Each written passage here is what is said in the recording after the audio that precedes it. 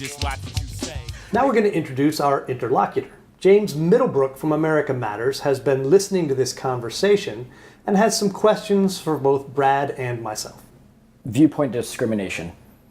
Let's go there. So with Sarah Sanders, if Red Hen expanded not just to Trump administration officials, but we will not serve any conservatives in this restaurant, and they stay in business through the free market of enough people around them still going to the restaurant, is that a point where there should be There are a lot of restaurants that into- don't serve conservatives, right? I mean, there are a lot of restaurants that don't serve liberals. Biker bars do not.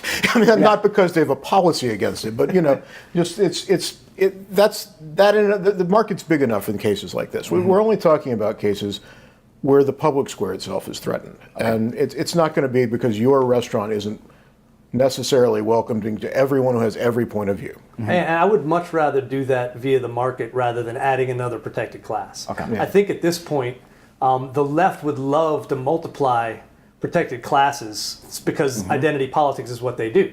The more preferred victim groups you have, the more clients you have for government control and government taking care of you. And I have zero interest in expanding that. I would prefer if we got to the point where we didn't need those protections at all because society self-regulated. We didn't for long enough that we definitely needed them. All right, but I definitely don't want to expand them.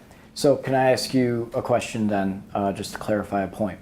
So the difference between Twitter needing to be regulated or if they don't respond to the public pressure, and the restaurant is that Twitter is now so powerful that it's become the public square.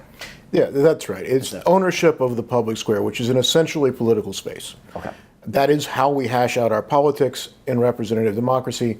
If we can't do it, I mean, that's what the First Amendment is for, is to protect political speech above all. And so if we're talking about the public square for political speech no longer being free, we need to address that. We need to address that and restore First Amendment norms, one way or the other. But there's plenty of restaurants. Plenty of restaurants. If I don't get served at the artisanal arugula bar, I can go across the street to the biker bar with Brad, and they're definitely going to serve me a cheeseburger. They are. And I'm going to be happier in the long run with that. Hey, I'd like to thank James Middlebrook for joining us and asking some pertinent and insightful questions. Dr. Brad Patty from Security Studies Group joining us here and sharing with us his first principles views of free speech. That's going to wrap up Free Speech Friday, and I can tell you right now, we ain't going to shut up. Freedom of speech. Yeah, just watch what you say.